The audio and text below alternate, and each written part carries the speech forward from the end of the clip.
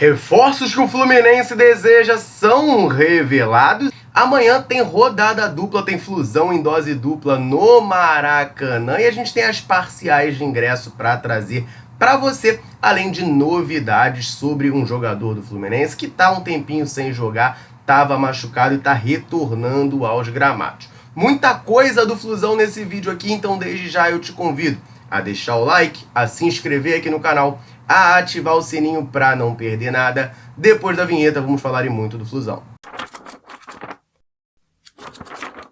Reforços desejados pelo Fluminense são finalmente revelados. A gente comentou aqui alguns dias atrás a informação do nosso amigo Leandro Quintela, do Resenha Tricolor 1902, de que o Renato Gaúcho teria internamente pedido 4 contratações para a diretoria tricolor após assinar o seu vínculo e se tornar o técnico do Flusão em 2025. O Renato teria mapeado essas carências do elenco do Flu e feito esses pedidos para a diretoria. Agora o Paulo Brito, outro jornalista que faz a cobertura tricolor, traz a informação detalhada de quais seriam esses reforços, confirmando o número de 4 jogadores que o Leandro Quintela, do Resenha Tricolor 1902, já havia trazido. A gente sabe que um volante para substituir o Otávio já é pauta no Fluminense, né? Então esse seria já o primeiro jogador. O Otávio acabou se lesionando, a tendência é que ele fique de fora pelo restante da temporada, mas mesmo que ele consiga retornar ainda nesse ano, vai demorar bastante. Ele teve uma ruptura do tendão de Aquiles, passando por cirurgia e tudo mais. É um processo bastante delicado. O Fluminense já tinha a necessidade de um primeiro volante, foi no mercado tentar suprir com o Otávio. Aí a gente não vai nem entrar aqui no mérito de se o Otávio supria ou não essa necessidade, mas era um jogador ali para a função que acabou se machucando. Hoje, primeiro volante de ofício no elenco do Fluminense, a gente só tem o Facundo Bernal e o Wallace Davi, que é um jovem jogador que está subindo da base. Renato Gaúcho até falou que vai olhar com carinho para a base, né, tentar buscar esses reforços de maneira caseira. Tem o Wallace Davi como opção. De titular, jogou no jogo contra o Bragantino, o Marcão já tinha usado isso contra o Once Caldas.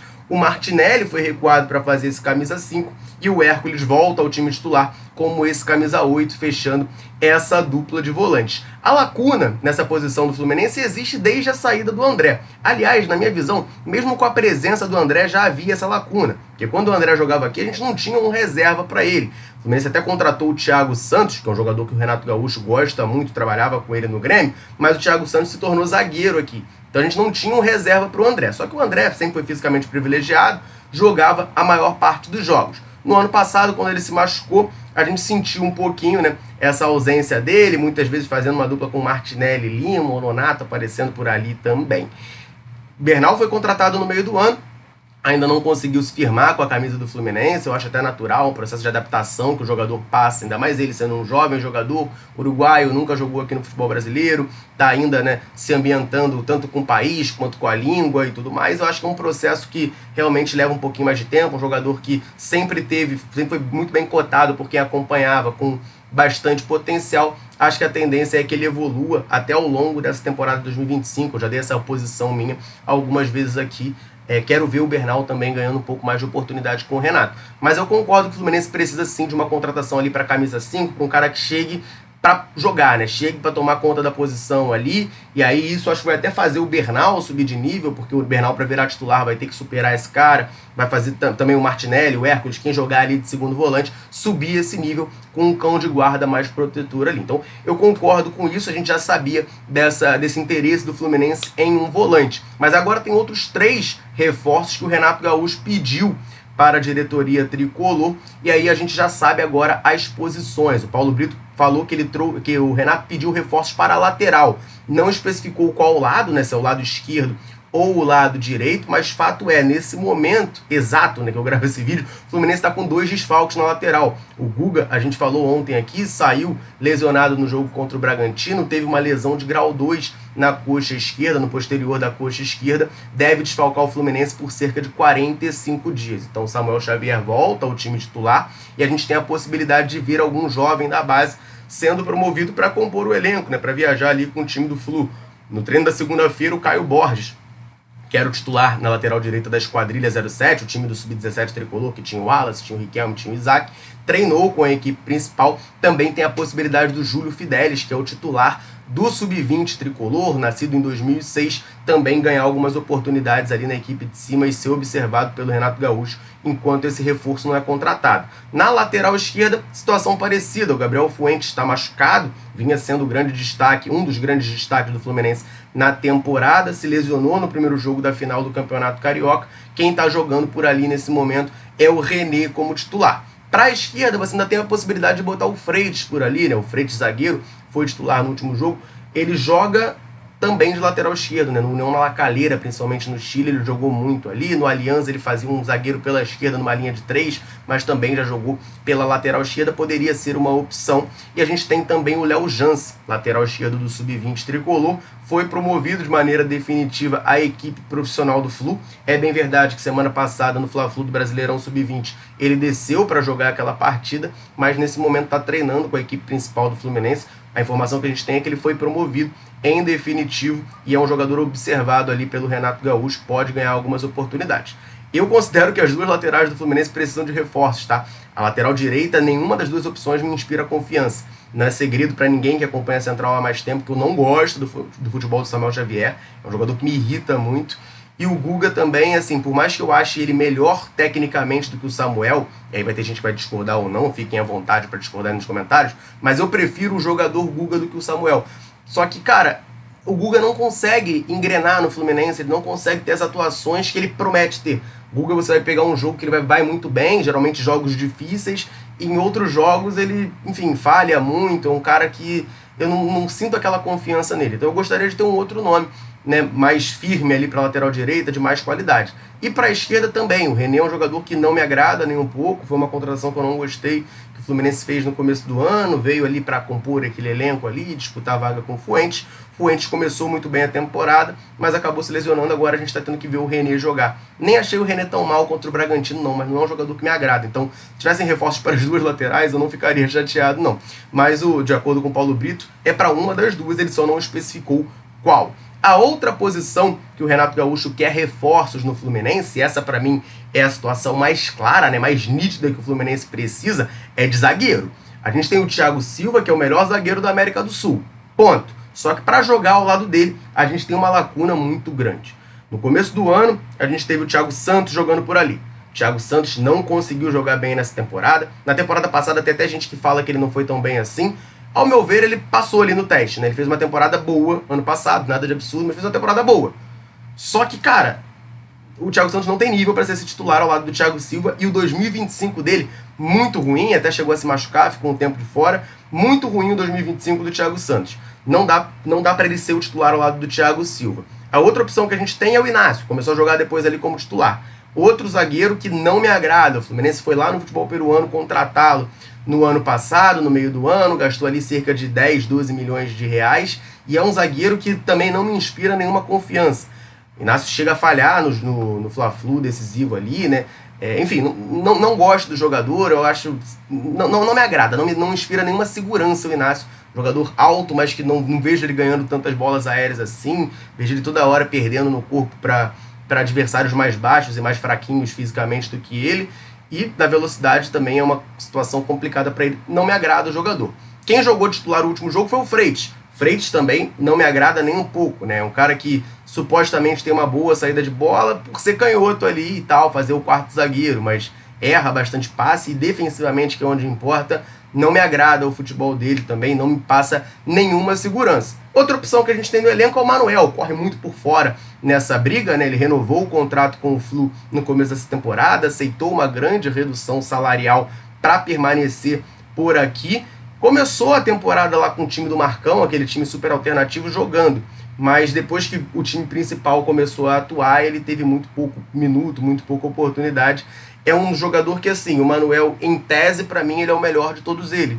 Mas o Manuel, fisicamente, eu tenho percebido que ele não tá mais aguentando, assim, acho que a idade já tá chegando firme pro Manuel, perdão, e não tá mais aguentando o tranco de ser o zagueiro titular do Fluminense, como ele foi em 22, por exemplo, ele fez uma grande temporada, mas já tem 3 anos, né? Então, para mim é muito nítido que o Fluminense precisa contratar. Beleza, olhando para a base, você tem o Davi Alves, que está se recuperando de lesão, tendência que no mês que vem já esteja 100%, já até participa alguns minutos ali dos treinos do Renato Gaúcho. Tem o Davi Schwindt, que jogou no começo do ano, o primeiro jogo do Carioca, ele jogou ao lado do Manuel, zagueiro vindo da base do Fluminense, a gente comentou sobre ele, renovou até o final de 2026. Citei também o Kaique Almeida, né, que retornou ao Flu, né, foi vendido ao Watford e retornou, estava no Sub-20, treinou com um profissional essa semana, um zagueiro canhoto, também pode ser observado pelo Renato Gaúcho, mas nenhum desses três eu vejo ainda prontos, tá, para jogar ao lado do Thiago Silva. Então, para mim, precisa sim, tá, de uma contratação para essa posição. E lá no ataque, né, ataque é uma posição muito abrangente. Você pode falar de centroavante, a gente tem o Germancano que está fazendo seus gols. Eu não tenho gostado das atuações do Germancano, mas ele voltou a fazer gol, que é muito importante para o centroavante. Então, isso aí a gente não pode falar muito. O Everaldo, que é o reserva dele, não me agrada nem um pouco. Vocês que acompanham a Central há mais tempo vão lembrar que, assim, quando o Everaldo foi contratado, eu critiquei bastante aqui. Eu acho que o Everaldo não tem nível para Fluminense, é um jogador que, se ele teve algum destaque, foi lá em 2019, na Chapecoense. A passagem dele pelo Bahia não foi um desastre, mas nada que o credencie a cair para cima, né, e vir para o Fluminense. Ele já tinha perdido espaço lá e veio para o Flu.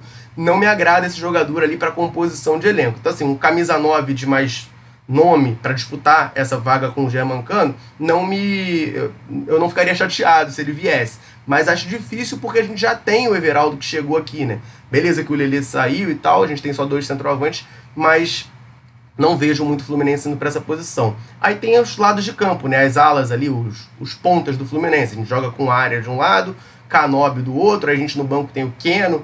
Keno, até falei na rede social ao lado esses dias, é um cara que, assim, tecnicamente, né, refino com a bola, ele é muito titular desse time do Fluminense, só que ele é um cara que desliga muito.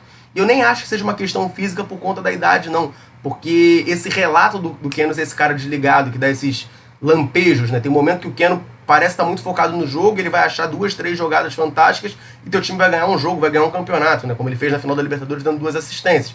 Mas em outros momentos ele desliga muito. Isso já não é uma coisa de hoje, né? Não acho que é só uma questão física. Claro que fisicamente, o tempo passando, o jogador vai sentindo mais a idade, isso vai piorando. Mas é um cara que tecnicamente é muito bom, mas eu não consigo contar com ele para ser titular. A gente tem o Serna, que, assim, a minha análise do Serna, com todo respeito ao jogador, é o seguinte: o Serna para mim é horroroso, com a bola no pé, horroroso.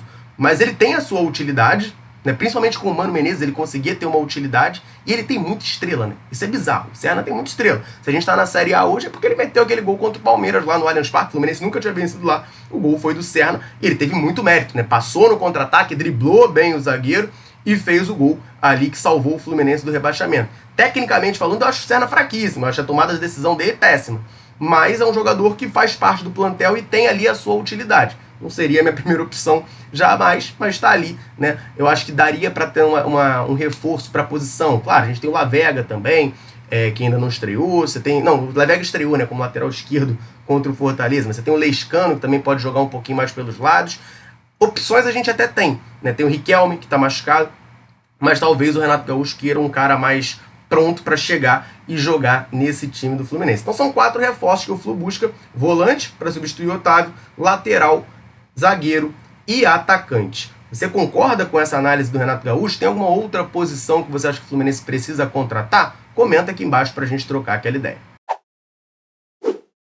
E amanhã é dia de rodada dupla do Flusão lá no Maracanã. A gente vai falar um pouquinho sobre isso. Só deixa eu rapidinho aproveitar para dar uma moral para a galera tricolor sempre ligada aqui na Central, sempre nos dando aquela moral.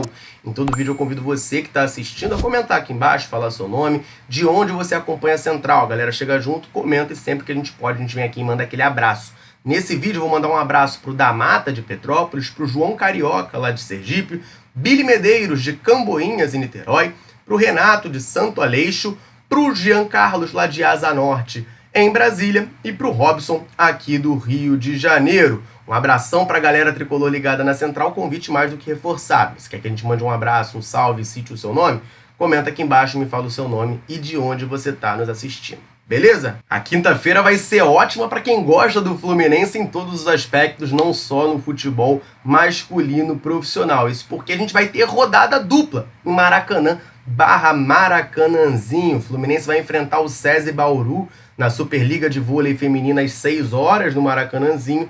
E mais à noite, né, 9h30 da noite, a gente vai ter a partida da Sul-Americana contra o GV San José. É importante frisar, tá? O Fluminense está promovendo o evento justamente como uma rodada dupla, no sentido dos tempos antigos do Maracanã, né? Tempos áureos do Maracanã. Então, torcedores que cheguem no Maracanãzinho com a camisa do Fluminense ou com o ingresso para o jogo contra o GV San José terão acesso liberado e poderão assistir a partida do vôlei do Flusão.